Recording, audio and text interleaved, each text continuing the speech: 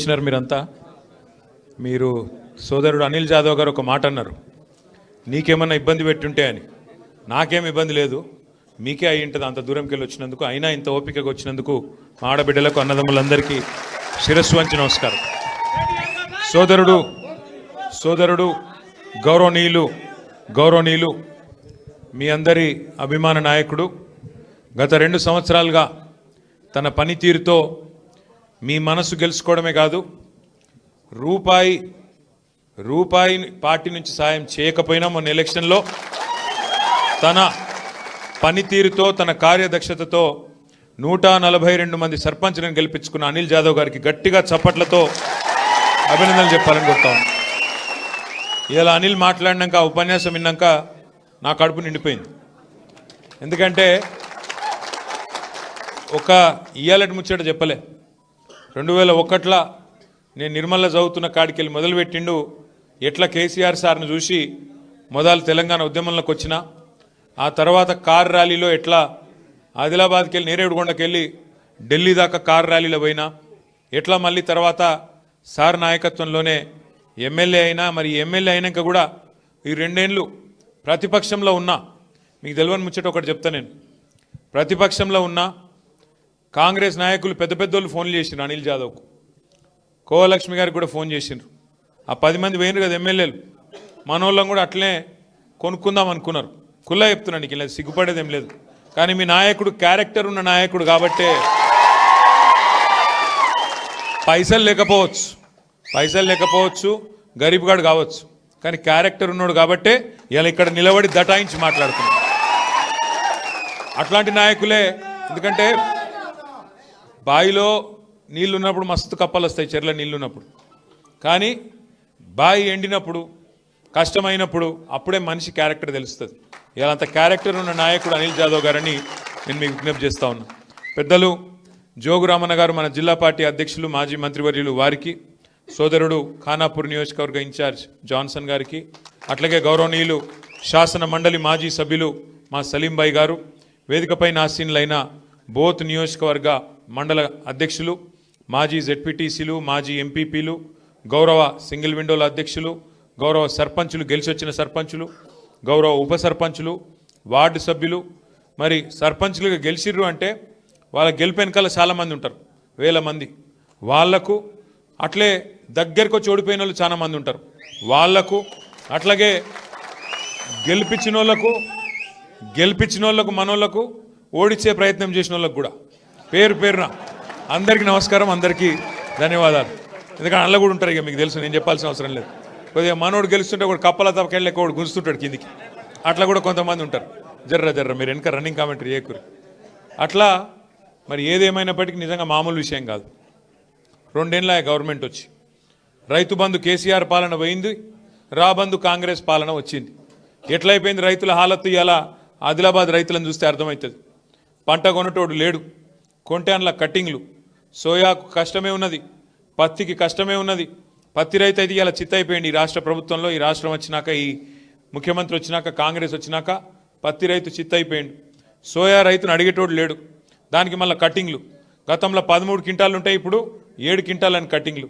మొన్న అన్నవాళ్ళు పిలిస్తే, రామన్న గారు అనిల్ అన్న పిలిస్తే మన ఆదిలాబాద్ మార్కెట్కి వచ్చిన నేను, మీరందరూ కూడా చాలా మంది వచ్చినారు. వచ్చినప్పుడు మనం చూసినాం రైతుల హాలత్. మనం వస్తున్నామంటే మార్కెట్ బంద్ పెట్టిరు. ఆ రోజు మీకు యాదకుండాలి, మార్కెటే బంద్ పెట్టిరు. సోమవారం వచ్చినాం అనుకుంటాం మేము, ఆ రోజు కూడా సోమవారం మార్కెట్ బంద్ పెట్టిరు. అందుకే అనిల్ అన్న ఏం చేసిండు తెలివిగా, ఆడ మార్కెట్ బంద్ పెడతారా మీరని చెప్పి ఆయన నేరేడుగొండల్ని తీసుకుపోయాడు. సోయాబీన్ కొనుగోలు కేంద్రం ఉంటే ఆడికి గుంట పోయిండు, ఆడ చూపెట్టిండు. ఆడ రైతులతో మాట్లాడితే అక్కడ గదే కష్టం. అంటే ఇవాళ రాష్ట్రంలో పరిస్థితి ఏంటి అంటే, రైతులు ఈ రైతు ఆ రైతు అని కాదు, మొత్తం రాష్ట్రంలోని రైతులందరూ ఇలా గుండెల నిండా మళ్ళీ ఒకసారి కేసీఆర్ గారిని గుర్తు చేసుకుంటా ఉన్నారు. కేసీఆర్ ఉన్నప్పుడు ఎంత బాగుండే రైతు పరిస్థితి, ఇలా ఎంత అధ్వానమైంది అని యాద్ చేసుకుంటున్నారు. ఇది వాస్తవం, నేను చెప్పేది. మీరు ఊళ్ళలో మీరుంటారు, నాకంటే బాగా మీకే ఎరక. ఏమన్నా కోపమో తాపం ఉంటే మన మీద ఉన్నది. ఆడనో ఎన్నో కోపం ఉంటే మనం ఆడ కింది స్థాయిలో ఉండే నాయకుల మీద, నా మీద, మీ మీద ఉండొచ్చు, కానీ కేసీఆర్ మీద మాత్రం రాష్ట్రంలో ఏ రైతు కోపంగా లేడు అనే మాట వాస్తవం. ఎందుకంటే కేసీఆర్ గారు చేసినట్టు రైతులకు ఎవరైనట్టు చేయలే. 24 గంటల కరెంట్ ఇచ్చిన నాయకుడు భారతదేశంలో ఉన్నారా? కేసీఆర్ తప్ప. రైతు బంధు అసలు ప్రోగ్రాం పెట్టినోడు భారతదేశంలో స్వతంత్రం వచ్చిన కేవలం ఉన్నారా?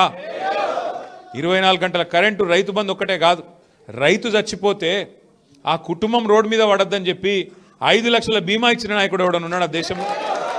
ఒక అందుకే రైతుల కేసీఆర్ గారంటే ప్రేమ. పంట పండించిందంతా కొన్నాడు. కరోనా టైంలో కూడా 7,000 కేంద్రాలు పెట్టి, కొనుగోలు కేంద్రాలు పెట్టి ఆఖరి గింజ దాకా కొన్నాడు. పంట తడిసిపోయినా, నానినా, మొలకెత్తినా, రంగు మారినా ఏదైనా సరే మొత్తం కొని రైతులకు ధీమా ఇచ్చిన నాయకుడు కేసీఆర్ గారు. అట్లాగే గోదావరి, కృష్ణ ఈ 2 జీవనదులలో తెలంగాణకు గతంలో అన్యాయం జరిగింది కాబట్టే మనం కొట్లాడినాం, రాష్ట్రం తెచ్చుకున్న రాష్ట్రంలో ఇటు కాళేశ్వరం కట్టిండు, అటు బ్రహ్మాండంగా పాలమూరు రంగారెడ్డి 90% పూర్తి చేసిండు. మీ దగ్గర సదర్మాటు ఇంకా ఎన్నో ప్రాజెక్టులు 1-2 కాదు బ్రహ్మాండంగా చేసుకున్నాం. ప్రతి ఊర్లో ఉండే చెరువు బాగా చేసుకున్నాం మిషన్ కాకతీయ కింద. అందుకే తెలంగాణ వ్యవసాయం బంగారం అయింది. మొత్తం భారతదేశంలో పంజాబు, హర్యానా దేశానికి ధాన్య భాండాగారం అంటారు. ఆ పంజాబు, హర్యానాను తలదన్ని వరి వండించే విషయంలో భారతదేశంలో నెంబర్ 1 చేసిండు తెలంగాణను కేసీఆర్ గారు. అంటే ఇట్లా చెప్పుకుంటా పోతే ఎన్నో ఉన్నాయి, 1-2 కాదు కేసీఆర్ చేసిన పనులు. అని ఎందుకో కానీ మరి 2023 ఎలక్షన్ల మనకు సీట్లు కొద్దిగా కమ్మి పడ్డాయి, 21 సీట్లు కమ్మైనాయి. దాంతో మనం ఇవాళ ప్రతిపక్షంలో కూర్చున్నాం. సరే, కొంత బాధ ఉంటుంది, ఓడిపోయినప్పుడు కొంత బాధ ఉంటుంది. మాకు కూడా ఉండే, అరే గిట్లెట్లా అయ్యాను. ఒక్కసారి ఆలోచిస్తే పోయినాయి కొన్ని సీట్లు తక్కువతో పోయినాయి. ఖానాపూర్లో 4,000 ఓట్లతో పోయింది, పక్క కాగజ్ నగర్లో 3,000 ఓట్లతో పోయింది. లేకపోతే ఇలా మనకు 4 ఎమ్మెల్యేలు ఉందరు, అన్నది కూడా తక్కువనే పోయింది. 6,000తోని రామన్న సబ్ది పోయింది. లేకపోతే సగం ఆదిలాబాద్ మనమే ఉంటుంటే ఇవాళ ఇక్కడ ఆదిలాబాద్ మనకే ఉంటుండే, కాగజ్ నగర్ మనకే ఉంటుండే, ఖానాపూర్ మనకే ఉంటుండే. ఈ ఇద్దరికి తోడు ఇంకో 3 ఉందరు. కానీ చిన్న మిస్టేక్స్ జరిగినాయి. నా ప్రార్థన మీతోనేమంటే, అక్కడక్కడ నేను పోయినప్పుడు అడుగుతుంటాను. నిన్న నాగర్ కర్నూలు పోయినా, మొన్న మహబాద్ పోయినా, అక్కడ అడిగిన నాయకులను, కార్యకర్తలను నిజంగా చెప్పుర్రని అడిగిన. మీరంటే గెలిపించుకున్నారు అనిలన్నను, మిమ్మల్ని అడిగేదేం లేదు. కానీ అక్కడ నాయకులను అడిగిన, నిజంగా చెప్పురు మీరు పోతే మా వాడు పోతాడు ఎమ్మెల్యే కానీ సార్ అయితే ఉంటాడు కదా అనుకున్నారు కదా అంటే, అవు సార్ కరెక్టే అంటారు. గా మిస్టేకే చేయొద్దు, గా తప్పే చేయొద్దు. ఎందుకు? సార్ ఒక నిర్ణయం తీసుకున్నాడు కేసీఆర్ అంటే, ఇప్పుడు మీ ఎమ్మెల్యే గారిని మార్చిండు. గతంలో ఒక ఎమ్మెల్యే సాబ్ ఉండే రాతోడు, ఆయనను మార్చి అనిల్ అన్నకు టికెట్ ఇచ్చిండు. ఆడ సక్కు గారు ఉండే ఆసిఫాబాద్లో, ఆయనను మార్చి ఆడ లక్ష్మక్కకు టికెట్ ఇచ్చిండు. సార్ ఏదైనా నిర్ణయం తీసుకున్నంటే ఆలోచించే తీసుకుంటాడు, ఉత్తగానే తీసుకోడు కదా. ఆయనకు ఒకళ్ళ మీద కోపం, ఒకళ్ళ మీద ప్రేమ ఉంటుంది. అందరూ ఆయన పిల్లలే. కాకపోతే ఎవరు గెలుస్తారు, ఎవరు ఓడిపోతారు, పరిస్థితి ఏమిటిది. ఇక్కడ కూడా మార్చిండు, ఖానాపూర్లో కూడా మార్చి టికెట్ ఇచ్చిండు. ఓ 2 గెలిచినాం, ఒకటి దగ్గరకు వచ్చి పోయింది. అంటే సార్ ఏ నిర్ణయం తీసుకున్నా దాని వెనుక ఒక ఆలోచన ఉంటుంది, ఒక సూత్రం ఉంటుంది. మన రాష్ట్రం మంచి, మన పార్టీ మంచి ఉంటుంది తప్ప వేరేది ఉండదు. అందుకే దయచేసి నేను మిమ్మల్ని కోరేది, రేపటి రోజున జెడ్పీటీస్ అప్పుడు కూడా, ఎంపీటీస్ అప్పుడు కూడా బీఫారం ఒకరికే వస్తుంది. మళ్ళీ మనం కొట్లాడుకున్నాం అనుకో, మధ్యలో ఇంకోటి గెలుస్తాడు. మొన్న అసెంబ్లీలో అయిందే మళ్ళీ అవుతుంది. అట్లా కాకుండా రేపు అనిలన్న కూడా మీ నియోజకవర్గానికి తండ్రి లాంటి ఆయన, పెద్ద మనిషి ఆయన్నే మీ నియోజకవర్గానికి. కాబట్టి రేపు అనిల్ జాదవ్ గారు 10 మండలాల్లో జెడ్పీటీసీలు కానీ, ఎంపీటీసీలు కానీ కారు గుర్తు మీద ఎవరు వచ్చినా ఆడ నిలబడ్డది కేసీఆర్ అనుకోవాలి, అనిల్ జాదవ్ అనుకోవాలి, గుద్ది ఇడిచిపెట్టాలి అంతే. ఇక మళ్ళీ మనం ఆలోచన చేయొద్దు, ఆయన ఇట్లా నట, ఆయన కాలు వంకర నట, టింకర్ నట, అవన్నీ మాట్లాడద్దు. ఇక ఒకసారి కారు గుర్తు మీద గులాబీ కండువా వేసుకొని మన నాయకుడు, మన సోదరుడు వచ్చిందంటే ఇగో ఈయననే కేసీఆర్ అనుకోవాలి, గట్టిగా పని చేయాలి. అది గల్లీ ఎలక్షన్ అయినా, ఢిల్లీ ఎలక్షన్ అయినా గట్లే ఉండాలి తప్ప ఇక మనం లెక్కలేదు. ఆ తప్పు జరిగియాలి. ఎవరు అవస్థ పడుతున్నాం?